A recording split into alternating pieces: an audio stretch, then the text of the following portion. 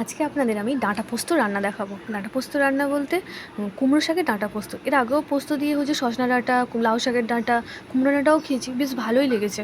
তাই মাকে আজকে বললাম একটু কুমড়ো শাকের ডাঁটা পোস্ত রান্না করতে।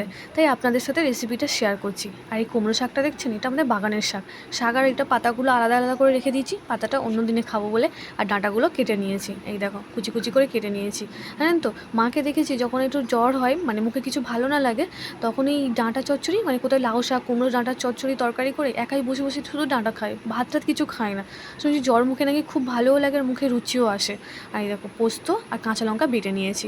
আপনারা মনে করলে শিলের মধ্যেও করে নিতে পারেন, আর মানে যে যতটা ঝাল খেতে পারেন সেই অনুযায়ী কাঁচা লঙ্কা আর পোস্ত বেটে নেবেন। আর এখানে আমি প্রেশারের মধ্যে মানে অল্প একটু লবণ আর হলুদ দিয়ে কিছুক্ষণ 2-3টে সিটি মেরেই ভাপিয়ে নেব। আর এই ডাঁটা দেখে জানেন তো, একটা কথা খুব মনে পড়ছে। ছোটোবেলায় মা, মানে ঠাকুমা, আমার ঠাম্মা চৈত্র মাসে হচ্ছে সন্ন্যাস করতো ভোলেনাথের নাম করে। আর আমরা হচ্ছে নান্নায় মানে পুজো দিতে যেতাম, ওখানে ডাঁটা চচ্চড়ি কিনে খেয়েছিলাম। ভাবতে পারেন, আমরা গ্রামের মানুষ হয়ে ডাঁটা চচ্চড়ি কিনে খেয়েছি। এরকম কথা বলতে বলতে আমার এদিকটাও হয়ে গেল। মা হচ্ছে কড়াইয়ে একটু অল্প করে তেল দিয়ে দিয়েছিল, দিয়ে আর হচ্ছে কালো জিরেটা এর গরম হয়ে যাওয়ার পরে দিয়ে ভাজা ভাজা হতে ডাঁটাটা দিয়ে দিয়েছে।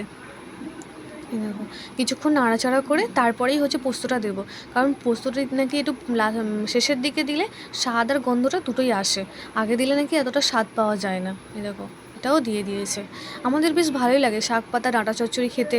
আপনারাও এরকমভাবে করে দেখবেন, ভালো লাগবে। বেশ মিষ্টি মিষ্টি। আর হ্যাঁ, নামাবার সময় কিন্তু অল্প করে একটু মিষ্টি দেবেন।